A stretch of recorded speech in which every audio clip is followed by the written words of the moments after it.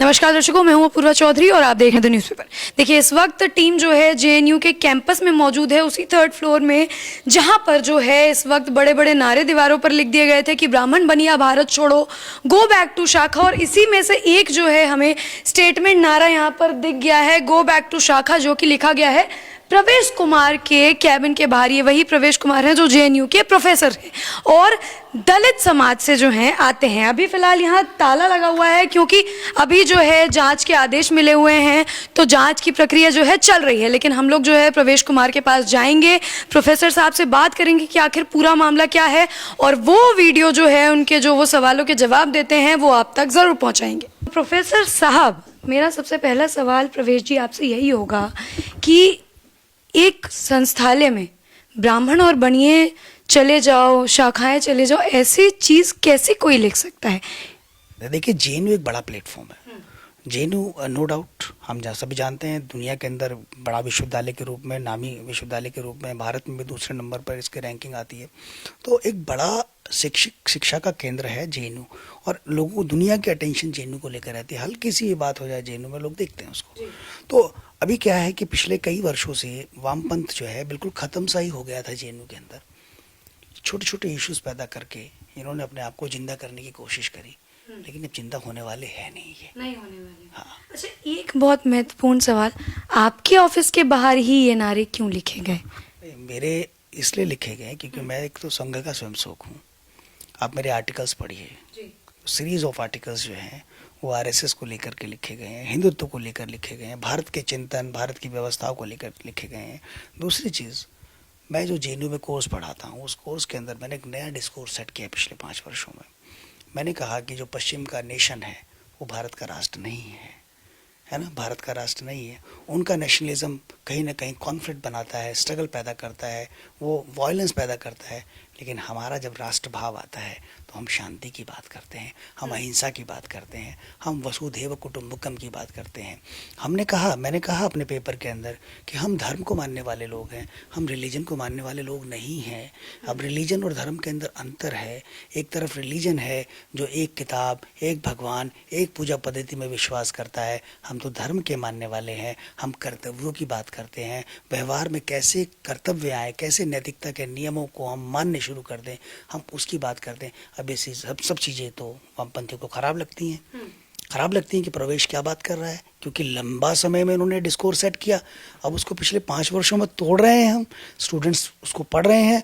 Most popular course है मेरा, जिसको बच्चे पढ़ते हैं। हिंदी में पढ़ाता हूँ मैं, जिससे लोगों को ज़्यादा समझ में आता है। ठीक है, तो ये सारी चीज़ें हैं, इसलिए मेरा विरोध होता है। दूसरी चीज़, मैं विश्व हिंदू परिषद का राष्ट्रीय प्रवक्ता भी हूँ, तो राष्ट्रीय प्रवक्ता भी हूँ, इस नाते से भी उन्होंने टारगेट किया है मुझे लगता है। अच्छा, आप देखिए, टारगेट की बात कर रहे हैं, बनिया और ब्राह्मण का नाम सामने आया था और ये भी लिखा गया था कि खून बहेगा। तो क्या ये समझ लिया जाए कि जेएनयू में ब्राह्मण और बनिया की जान खतरे में है? मैं तो ब्राह्मण नहीं हूँ, ना मैं बनिया हूँ। मैं तो दलित कम्युनिटी से आता हूँ, अनुसूचित जाति से आता हूँ। मुझे क्यों टारगेट किया?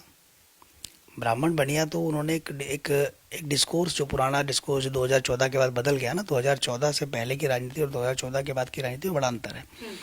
2014 की राजनीति जो थी, हिंदू फोल्ड के अंदर जो विभिन्न जातियाँ थी, उन जातियों के मोबिलाइजेशन के साथ जुड़ा हुआ था। लेकिन 2014 के बाद नरेंद्र मोदी के आने के बाद हिंदू जो एक आइडेंटिटी थी, हिंदू जो एक अम्ब्रेला था, उस हिंदू अम्ब्रेला के तहत बहुत सारी जातियों को जुटान हुआ, जिन्होंने अपनी अस्मिताओं को बनाते हुए हिंदू फोल्ड का हिस्सा अपने आप को मान लिया। ठीक है, अब जो मोबिलाइजेशन हुआ वो हिंदू के नाम पर मोबिलाइजेशन हुआ, हिंदुत्व के नाम पर मोबिलाइजेशन हुआ, ना कि वो जातियों के नाम पर मोबिलाइजेशन हुआ। अब इनको तकलीफ हो रही है क्योंकि इनकी दुकान जो थी वो चलती इसी बेस पे थी, ब्राह्मण को बनिए से लड़ाओ, बनियों को दलित से लड़ाओ, दलित को वैश्य से लड़ाओ, ये राजनीति का इनका वो था। तो अब वो तो चीज़ें ख़त्म हो रही हैं।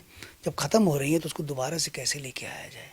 दोबारा से उसको डिस्कोर्स में लाने के लिए जेएनयू एक प्लेटफॉर्म चुना गया कि यहाँ ये बात लिखेंगे, दोबारा से मीडिया में आएगा। आज देखिए, आप कवर कर रहे हैं, कल से पूरा हंगामा हो रहा है देश भर के अंदर, मीडिया चैनलों पे सारा विषय चल रहा है।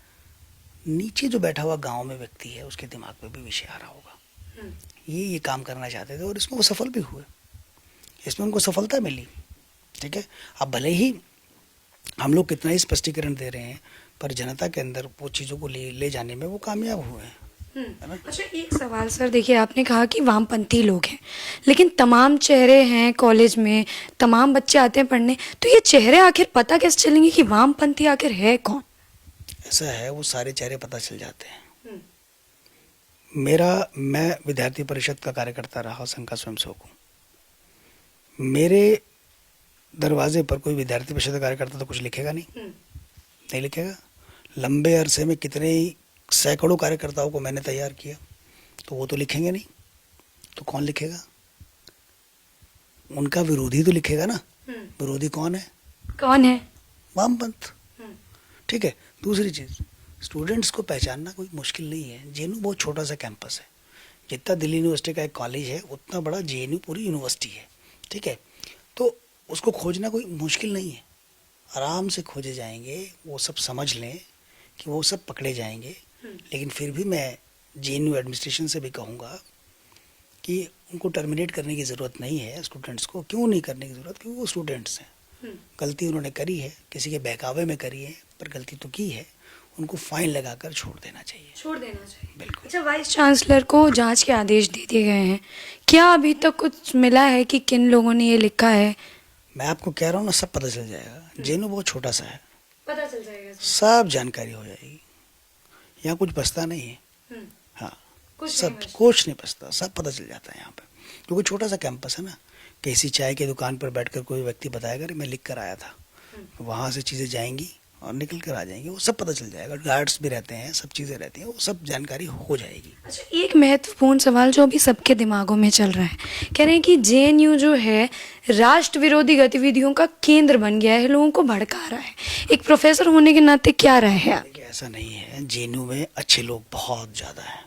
99% जेएनयू के अंदर अच्छे लोग हैं, अच्छे छात्र हैं, पढ़ते हैं, पढ़ने लिखने वाले लोग हैं। 1% से जेएनयू की इस तरह की छवि तो नहीं बनानी चाहिए। ठीक है, जेएनयू ने दुनिया को बहुत कुछ दिया है और आज भी दे रहा है ना। चाहे आप IAS के अंदर देख लें, चाहे और तमाम सारे क्षेत्रों में देख लें, बहुत सारी चीज़ें जेएनयू ने दी है। इसलिए ऐसा भी नहीं कहा जा सकता कि जेएनयू राष्ट्रद्रोहियों का अड्डा है। नहीं, कुछ लोग हैं, वो आइडेंटिफाई कर रहे हैं ना। लोग आइडेंटिफाई समय समय पे होते हैं, पकड़े जाते हैं, जेल जाते हैं। ठीक है, और ये सारी यूनिवर्सिटीज़ में ऐसे लोग होते हैं, सारी यूनिवर्सिटीज़ में ऐसे लोग होते हैं। इसलिए इसमें ज़्यादा परेशान होने की ज़रूरत नहीं है। और एक छोटी सी घटना से, एक घटना के कारण से आप अगर बना लो कि जो है जेएनयू तो बिल्कुल ऐसा ही है, वैसा तो नहीं है ना। हम लोग भी जेएनयू में ही हैं, हम लोग भी जेएनयू में हैं, वो स्टूडेंट्स भी जेएनयू में ही हैं। ऐसे विद्यार्थी परिषद संगठन जेएनयू में बहुत मजबूत स्थिति में है। एक ज्ञानशील एकता की बात करने वाला संगठन है, एक चरित्र को निर्माण करने वाला संगठन है, देश के विषयों को उठाने वाला संगठन है। ऐसे संगठन भी तो है ना जेएनयू के अंदर। तो यदि हम कहेंगे कि राष्ट्रद्रोहियों का गढ़ है जेएनयू, तो फिर तो विद्यार्थी परिषद के कार्यकर्ता जो कि राष्ट्र प्रेम को लेकर, राष्ट्र भाव को जागृत करने का काम कर रहे हैं, वो भी तो उस शक के दायरे में आ जाएंगे। तो ये कहना ठीक नहीं है। ठीक नहीं है। अच्छा, ABVP एक संगठन है जो आरोप लगा रहा है कि ये जो है लेफ्ट के छात्रों ने लिखा है, सहमत हैं आप इस बात से या क्या कहेंगे? मैंने तो स्पष्ट किया ना, मैंने तो स्पष्ट किया कि मैं खुद भी विद्यार्थी परिषद का कार्यकर्ता रहा हूँ, संघ का स्वयंसेवक हूँ। तो मेरे यहाँ पर, मेरे उस पर दरवाजे पर कोई विद्यार्थी परिषद का कार्यकर्ता लिखेगा नहीं, फिर कौन लिखेगा? वही जो आप लगातार शब्द कह रहे हैं। हाँ, जो विद्यार्थी परिषद कह रही है वही होगा ना, वही लोग तो लिखेंगे ना, क्योंकि वो तो लिख नहीं सकते, तो कौन लिखेगा? हमारा विरोधी तो लिखेगा ना। तो विरोधी कौन है? वही है। चलिए ठीक है, बहुत बहुत धन्यवाद। तो ये हमारे साथ प्रोफेसर प्रवेश चौधरी थे, जेएनयू के प्रोफेसर हैं, जिन्होंने अपनी राय ब्राह्मण बनिया भारत छोड़ो के मुद्दे पर पूर्ण तरीके से दी। इन्होंने एक शब्द का इस्तेमाल किया, वामपंथ, कि इस पूरे मामले में वामपंथ का हाथ है। आपको क्या लगता है, क्या जेएनयू में आने वाले समय में इन वामपंथियों का खुलासा हो पाएगा या नहीं? जो भी लगता है कमेंट सेक्शन में ज़रूर बताएं। इसी तरह द न्यूज़पेपर और मेरी यानी अपूर्वा चौधरी के साथ बने रहें। जय हिंद।